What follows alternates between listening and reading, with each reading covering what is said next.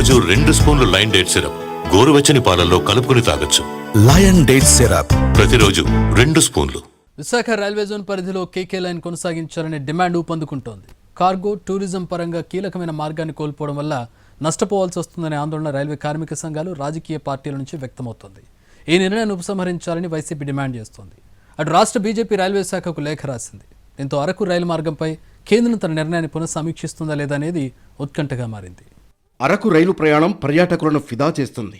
కొండలు, గుట్టలు, లోయలు దాటుకుని పచ్చటి అడవుల్లో టన్నెల్స్ గుండా సాగిపోయే జర్నీ మరపురాని అనుభూతి. విశాఖ నుంచి దాదాపు 120 కిలోమీటర్లు సాగిపోయే ఈ పర్యాటక రైలు మార్గం ఇంతకాలం వాల్తేరు రైల్వే డివిజన్ పరిధిలో ఉండేది. విస్టాడోమ్ కోచ్లు ఏర్పాటు చేయడం ద్వారా ఎక్కువ మంది టూరిస్టులను ఆకర్షిస్తోంది. అయితే విశాఖ కేంద్రంగా ఏర్పాటైన సౌత్ కోస్ట్ రైల్వే జోన్కు అధికారికంగా కేంద్రం ఆమోదించడంతో పాటు రూట్ మ్యాప్ ఫిక్స్ చేసింది. ఆంధ్రప్రదేశ్ మొత్తం జోన్ పరిధిలోకి తెస్తూనే కీలకమైన కేకే లైన్ను తూర్పు కోస్తా పరిధిలో నూతనంగా ఏర్పాటైన రాయగడ డివిజన్ పరిధిలోకి మార్పు చేసింది. కొత్త వలస కిరండోల్ భాగమైన అరకు రైల్వే స్టేషన్పై తెలుగు వారికి ఎంతో ఎమోషనల్ టచ్ ఉంది. అంతేకాదు, కేకే లైన్ తూర్పు కోస్తా రైల్వే జోన్కి అత్యధిక ఆదాయం తెచ్చేది కూడా. దీన్ని వదులుకోవడం అంటే విశాఖ రైల్వే డివిజన్కు ఆర్థికంగా నష్టమే. ఏపీ, ఒడిషా, ఛత్తీస్గఢ్ రాష్ట్రాలను కలుపుతూ 446 కిలోమీటర్ల మేర ఈ మార్గం సాగిపోతుంది.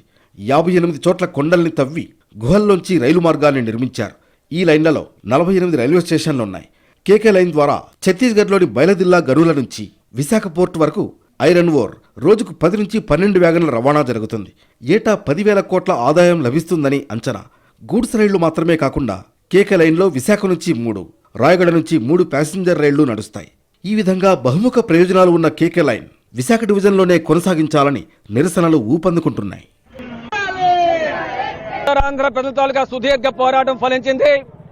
కేంద్ర మంత్రివర్గం విశాఖ కేంద్రంగా వాల్తేరు డివిజన్తో కూడుకున్నటువంటి సౌత్ కోస్ట్ రైల్వే జోన్ ని ఏర్పాటు చేసింది.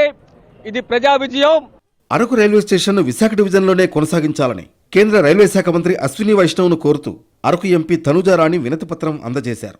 రాయగడ డివిజన్లో విలీనం చేయడాన్ని తమ ప్రాంత వాసులు అంగీకరించబోరని చెప్పారు.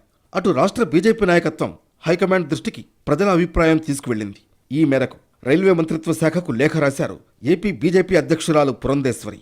పర్యాటకంగా ఆంధ్ర ఊటీగా పేరు పొందిన అరకు రైల్వే స్టేషన్ ఎమోషనల్గా బాగా కనెక్ట్ అయిన అంశాలు. అరకుకు వచ్చే పర్యాటకులు ఈ మార్గంలో రైలు ప్రయాణాన్ని ఎంజాయ్ చేస్తూ ఉంటారు. అటువంటి ప్రాంతాన్ని విడదీశారు అనే భావన తొలగించాలనే డిమాండ్ ఊపందుకుంది.